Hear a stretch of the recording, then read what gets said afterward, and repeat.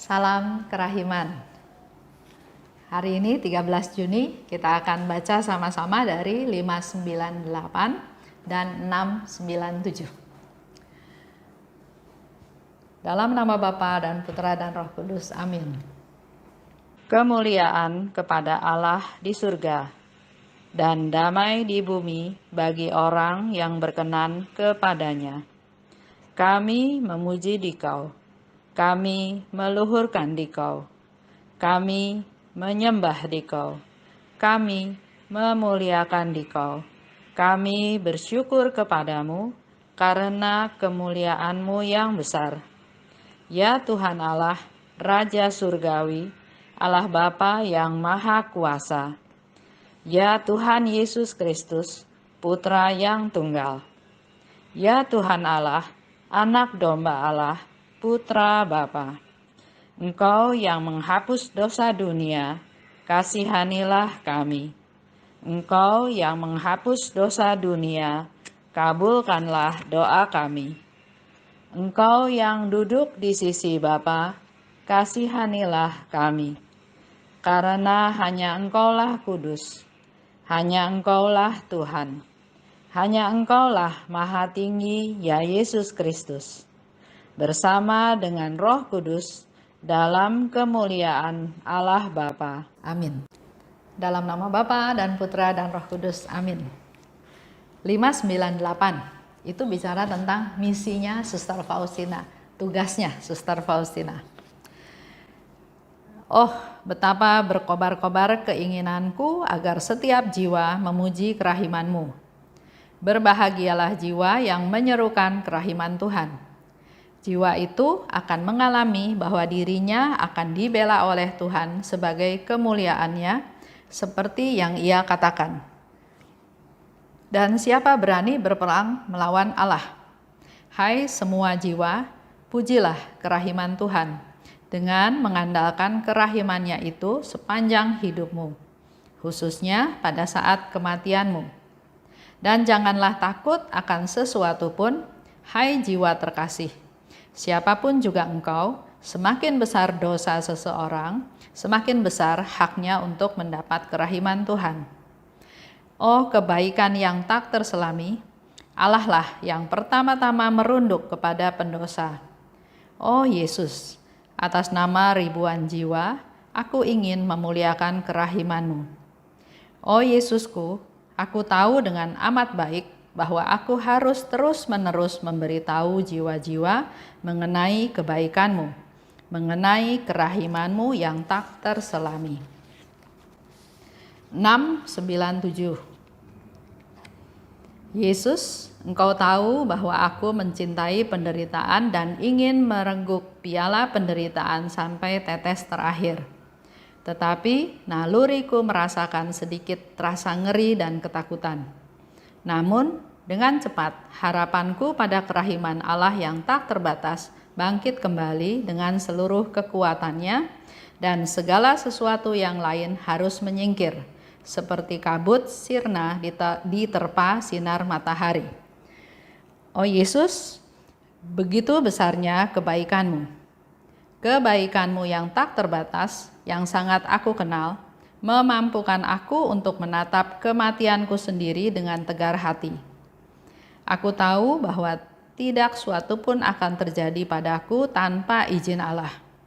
Aku ingin memuliakan kerahiman-Mu yang tak terbatas itu selama hayatku, pada saat kematianku, dalam kebangkitanku, dan sepanjang segala abad. Ya Yesusku, kekuatanku, damaiku, istirahatku, setiap hari jiwaku berjemur dalam sinar kerahiman-Mu. Tidak sesaat pun dalam hidupku di mana aku tidak mengalami kerahiman-Mu, ya Allah.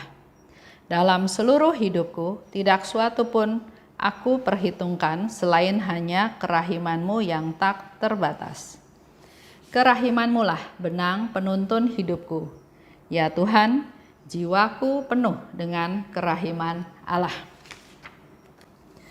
598 dan 697 itu bicara tentang misinya Suster Faustina, tugasnya. Dikatakan di sini, Berbahagialah jiwa yang menyerukan kerahiman Tuhan. Kalau kita menyerukan kerahiman Tuhan, dikatakan di sini berbahagialah. Karena apa? Karena jiwa itu akan dibela oleh Tuhan. Jiwa yang memuliakan, menyerukan kerahiman Tuhan akan dibela oleh Tuhan sebagai kemuliaannya. Dan kalau jiwa itu dibela oleh Tuhan, di sini dikatakan siapa yang berani berperang melawan Allah. Kalau kita dibela sama Allah, kita takut sama siapa? Allah loh pembela saya. Dan sebaliknya, siapa yang berani berperang melawan Allah? Hai manusia, hai semua jiwa, pujilah kerahiman Tuhan. Itu anjuran himbauan dari Suster Faustina. Bagaimana memuji kerahiman Tuhan? Dikatakan di sini dengan mengandalkan kerahimannya itu.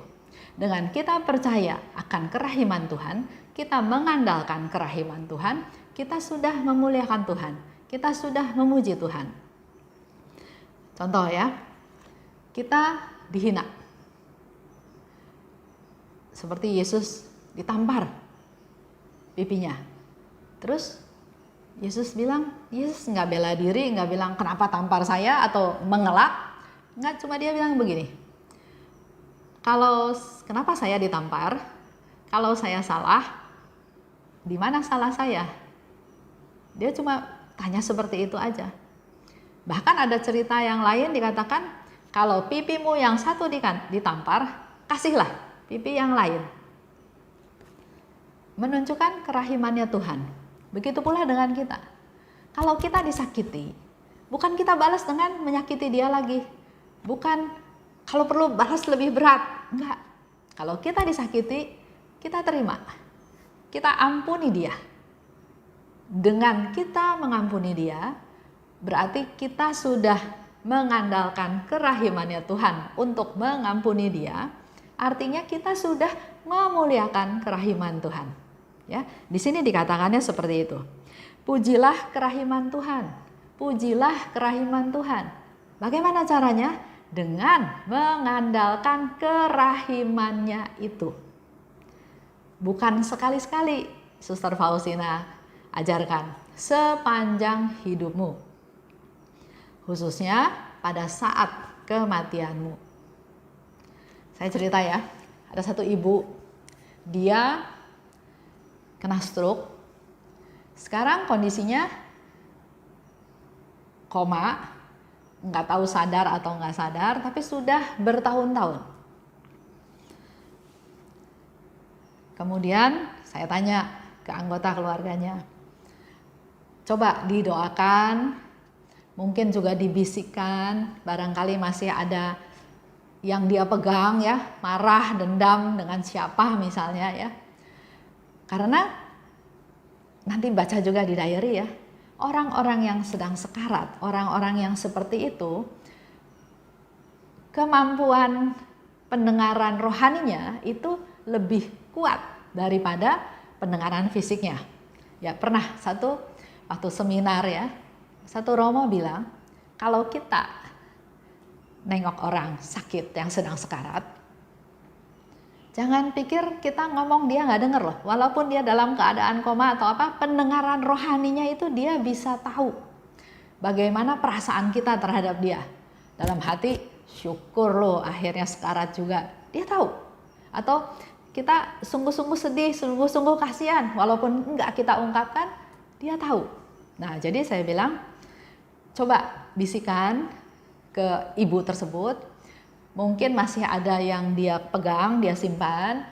Siapa yang berdosa kepadanya, coba suruh dia memaafkan. Begitu pula kalau ada orang-orang yang berdosa, saya atau keluarganya berdoa minta mewakili. Ya, saya akan wakili kamu untuk minta maaf. Ya, jadi supaya ada penyelesaian, jangan masih ada utang piutang atau dendam atau hitung-hitungan yang belum selesai. tujuannya supaya bisa beres urusannya ya. Jangan dendam itu, marah itu dibawa sampai meninggal. Jadi saya kasih tahu, coba bisikan ya. Saya juga nggak tahu dia dengar atau nggak dengar, tapi yang pasti dia melelehkan air mata. Ya, dia melelehkan air mata. Jadi saya kasih tahu anaknya, ya kalian minta ampun sama mamahnya. Suaminya juga saya bilang coba minta ampun. Pasti di antara kalian ada saling salah menyalahkan ya, saling menyinggung, saling sakit hati. Coba berdoa, mama saya ampuni mama, saya juga kalau salah saya minta maaf, saya minta ampun. Si suami juga berdoa, bisikin mamahnya. Hubungan suami istri puluhan tahun mungkin ada ganjelan-ganjelan. Setelah itu menjelang jam 3 memang. Jadi kan di ruang ICU ya, nggak boleh lama-lama, jadi kita berdoa koronka, berdoa jam kerahiman, lanjut dengan doa koronka untuk ibu tersebut. Dan ternyata setelah anaknya, setelah suaminya membisikkan sesuatu dan saling mengeluarkan isi hati, ibu ini udah nggak mau bicara lagi sama siapa-siapa, nggak mau ngomong, nggak mau apa, diam aja katanya gitu. Dan nggak lama kemudian dia pulang dengan damai. Jadi dikatakan andalkan Tuhan sepanjang hidupmu, khususnya pada saat kematianmu. Dan saya percaya ibu tersebut juga mendengar anaknya, mendengar suaminya saling memaafkan. Dia memakai kerahimannya Tuhan. Dia mengampuni anaknya, dia mengampuni suaminya, dan akhirnya dia pulang dengan damai. Oh kebaikan yang tak terselami, Allah lah yang pertama-tama merunduk kepada pendosa. Jadi Allah loh yang berinisiatif, bukannya Allah diam terus kita hidup susah ya. Enggak, tapi di sini Allah lah yang merunduk lebih dahulu kepada kita. Dia yang care sama kita, yang ikut susah, ikut menderita, melihat ciptaannya, melihat anak-anaknya menderita. Dan tugasnya dari Suster Faustina dikatakan, aku tahu, aku harus terus-menerus memberitahu jiwa-jiwa mengenai kebaikanmu. Kita semua punya tugas untuk memberitahu kepada siapapun, kepada jiwa-jiwa manapun tentang kebaikannya Tuhan. Enggak cuma bilang, lu tahu dong Tuhan itu baik. Harus tahu ya, Tuhan itu baik. Tuhan itu baik loh. Masa nggak percaya? Nggak bisa kayak gitu.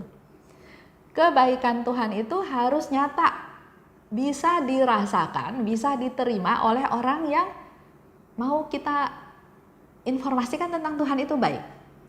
Contohnya, dia bersalah pada kita nggak ungkit-ungkit salahnya, kita nggak hakimi dia, nggak tuduh dia, tapi kita ampuni dia.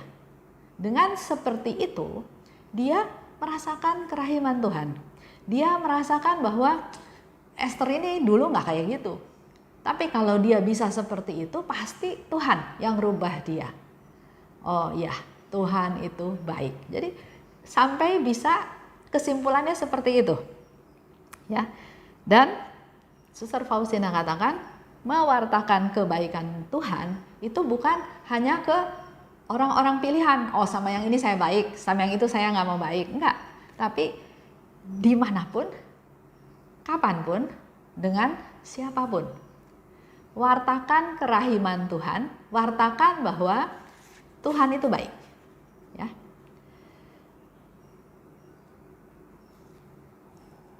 Faustina tahu kelemahan dia, kepapaan dia, ketidakberdayaan dia. Dikatakan, Yesus, engkau tahu bahwa aku mencintai penderitaan dan ingin mereguk piala penderitaan sampai tetes terakhir. Nggak ada orang yang melulu senang menderita, nggak ada. Ya. Nah, di sini kenapa Faustina bilang, Yesus, engkau tahu loh, aku mencintai penderitaan. Bukannya hanya semata-mata saya senang menderita, enggak. Tapi ada tujuan di balik itu. Tuhan, saya nggak apa-apa, saya menderita asal dia selamat, asal dia bertobat, asal penderitaan saya ada gunanya. Ya, jadi yang Faustina lakukan, dia katakan pada Yesus, engkau kan tahu aku mau menderita, bahkan sampai ke tetes terakhir. Tapi aku merasa ngeri dan takut. Sebagai manusia, bisa aja kan kita merasa ngeri, merasa takut. Ya, itu ungkapkan pada Tuhan. Tapi dengan cepat, harapanku pada kerahiman Allah bangkit kembali dengan seluruh kekuatannya. Jadi wajar aja kalau kita merasa ngeri, merasa takut dalam melakukan sesuatu perbuatan, apalagi kalau perbuatan itu bertentangan atau berlawanan dengan logika orang, dengan pikiran orang, dengan umumnya. Orang salah ya dihukum, ya. Umumnya kan begitu. Kalau kita mau melakukan sesuatu yang bertentangan, berlawanan, kita ada rasa ngeri, takut, nanti disalahin, nanti dianggap cari muka, nanti banyak hal-hal seperti itu. Jadi wajar aja kalau merasa ngeri dan takut, tapi dengan cepat, ya. Di sini dikatakan dengan cepat, Faustina langsung merubah lagi pemikiran tersebut. Harapanku pada kerahiman Allah bangkit kembali dengan seluruh kekuatannya, dan segala hal lain harus menyingkir. Jadi dia nggak fokus kepada ketakutannya, ngerinya, tapi pada kerahiman Allah, pada Allah yang akan menyertai dia, Allah yang akan memberi kekuatan kepadanya. Karena Faustina katakan, aku tahu bahwa tidak sesuatu pun akan terjadi tanpa seizin Allah. Tidak sesuatu pun akan terjadi tanpa seizin Allah. Jadi kalau kata-katanya dibalik, kalau itu terjadi, pasti terjadi karena seizin Allah. Aku ingin memuliakan kerahimanmu. Ya, di sini Faustina mengungkapkan keinginannya. Aku ingin memuliakan kerahimanmu. Jadi keinginan itu perlu ada dulu. Kapan? Selama hayatku, pada saat kematianku, dalam kebangkitanku, sepanjang segala abad. Jadi keinginan itu bukan sifatnya sementara, karena lihat situasi tertentu jadi saya ingin sesuatu, tapi keinginan ini dia pegang teguh, konsisten dalam segala hal, ya, selama hayatku, selama aku hidup. Bahkan sampai waktu mau mati pun dia tetap memuliakan kerahiman Tuhan. Jadi punya niat, punya keputusan, punya komitmen, punya fokus. Saya mau memuliakan kerahiman Tuhan. Dan hal-hal lain abaikan, singkirkan. Jangan mempengaruhi pikiran kita, jangan mempengaruhi hati kita. Seperti yang saya sudah lakukan, sekedar sharing, bagaimana sih menyebarluaskan kerahiman Tuhan. Saya pun hal ini terjadi karena ada teman kasih gambar kerahiman. Saya dan suami saya juga bingung, ini ada gambar apa lagi ya? Ada gambar Yesus keluar 2 sinar, sinar merah dan sinar pucat. Karena enggak ngerti, ya sudah, gambar itu, poster itu digulung lagi. Tapi karena waktu itu ikut sekolah KPKS, ketemu Pak Stephen Lex. Pak Stephen Lex banyak cerita tentang devosi kerahiman ilahi, tentang gambar tersebut. Jadi saya berdua dengan suami saya mulai mendalami. Dan di dalam komunitas yang tadinya komunitas kumpul-kumpul saja, akhirnya kita punya satu kesepakatan, ayo punya komunitas yang berdevosi kepada kerahiman ilahi. Tapi kalau lihat bukunya tebal gini, orang-orang selalu bilang, kapan bacanya? Kapan habisnya? Ada yang sudah baca nggak ngerti katanya ya. Jadi apa yang harus dilakukan? Saya berdua dengan suami saya, kita mulai penyebarluasan dengan cara membuat kalender kerahiman ilahi, membuat poster gambar kecil-kecil tentang Yesus yang Maha Rahim, membuat barang-barang kerahiman ilahi seperti magnet, tujuannya supaya kalau ditempel di lemari es kelihatan, kalender dipajang sepanjang tahun kelihatan gambarnya.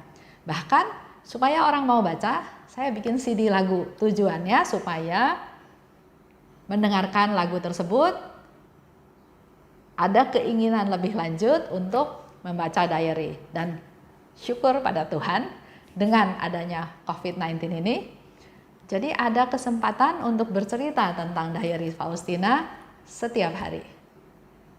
Itu salah satu yang kami berdua lakukan untuk penyebarluasan kerahiman ilahi.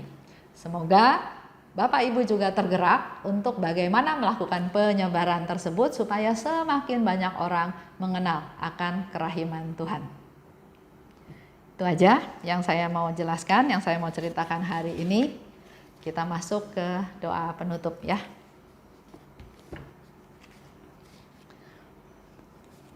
Dalam nama Bapa dan Putra dan Roh Kudus, amin.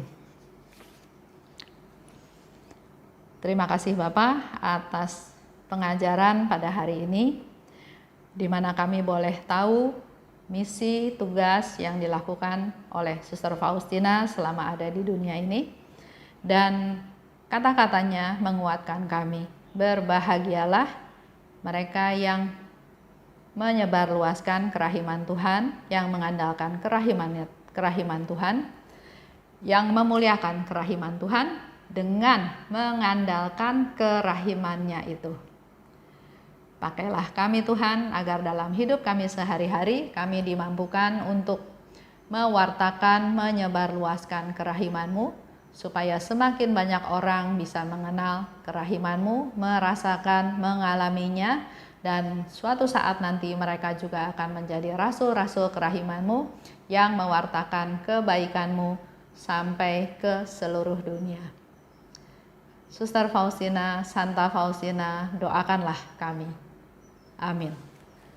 Dalam nama Bapa dan Putra dan Roh Kudus, amin. Salam kerahiman.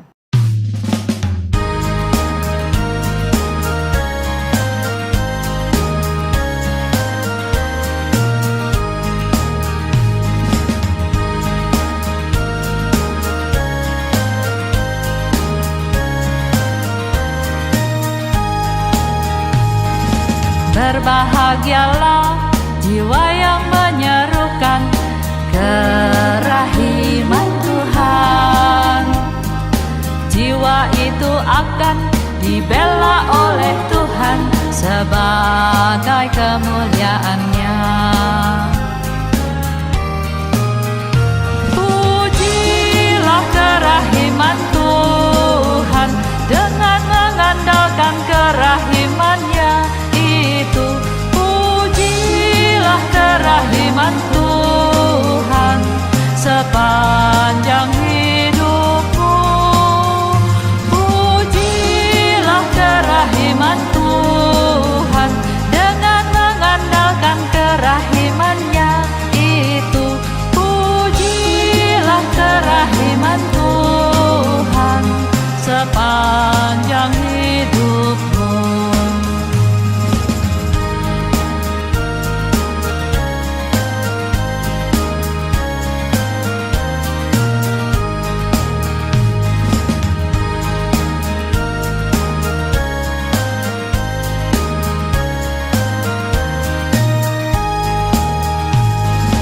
Berbahagialah jiwa yang menyerukan kerahiman Tuhan. Jiwa itu akan dibela oleh Tuhan sebagai kemuliaan-Nya. Pujilah kerahiman Tuhan dengan mengandalkan kerahiman-Nya itu. Pujilah kerahiman Tuhan sepanjang hidupmu. Pujilah kerahiman Tuhan dengan mengandalkan kerahiman-Nya itu. Pujilah kerahiman Tuhan sepanjang hidupmu. Pujilah kerahiman Tuhan dengan mengandalkan kerahiman-Nya itu. Pujilah kerahiman Tuhan sepanjang hidupmu.